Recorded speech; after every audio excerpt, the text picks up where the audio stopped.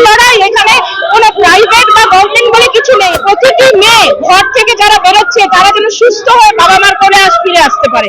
আমরা দাঁড়িয়ে আছি কারণ আমাদের এখানে এখনো ভেতরে ক্লাস চলছে, তাই আমরা হাঁটতে পারছি না, কিন্তু ওদের সঙ্গে মনে প্রাণে আমরা আছি। আমরাই ওদের প্রতিনিধি, আমরা এর সঙ্গে আছি, মানে আমার ছাত্ররাও ওদের সঙ্গে আছে। এবং জুনিয়র স্টাফ থেকে সিনিয়র ডিরেক্টর অব্দি প্রত্যেকে আমরা এর সঙ্গে সামিল আছি।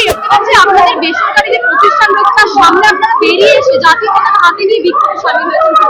দেখুন, এটা তো মানুষের লড়াই, এখানে কোনো প্রাইভেট বা গভর্নমেন্ট বলে কিছু নেই। আমরা জাস্টিস চাই, আমরা বিচার চাই, আমরা চাই যে প্রতিটি মেয়ে ঘর থেকে যারা বেরোচ্ছে তারা যেন সুস্থ হয়ে বাবা মার কোলে ফিরে আসতে পারে। এটাই আমাদের চাহিদা এবং আমরা এই প্রতিবাদের সঙ্গে সবাই একদম মনের থেকে আছি। দেখতে পাচ্ছি যে স্কুলে যত আপনারা শিক্ষক এবং কলেজের শিক্ষক শিক্ষিকা রয়েছেন সবাই বেরিয়ে এসেছেন। হ্যাঁ, আমরা সবাই একদম আমরা দাঁড়িয়ে আছি কারণ আমাদের এখানে এখনো ভেতরে ক্লাস চলছে, তাই আমরা হাঁটতে পারছি না, কিন্তু ওদের সঙ্গে মনে প্রাণে আমরা আছি এবং থাকবো।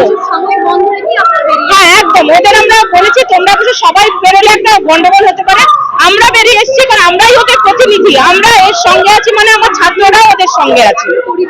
আমি হচ্ছি অনন্যা ঘোষ, এই ইন্টারন্যাশনাল ইনস্টিটিউট অফ হোটেল ম্যানেজমেন্টে একজন সিনিয়র প্রফেসর, এবং আমরা প্রত্যেকে রাইট ফ্রম একদম জুনিয়র স্টাফ থেকে সিনিয়র ডিরেক্টর অব্দি প্রত্যেকে আমরা এর সঙ্গে সামিল আছি এবং এই প্রোটেস্টকে মনের থেকে সমর্থন জানাচ্ছি।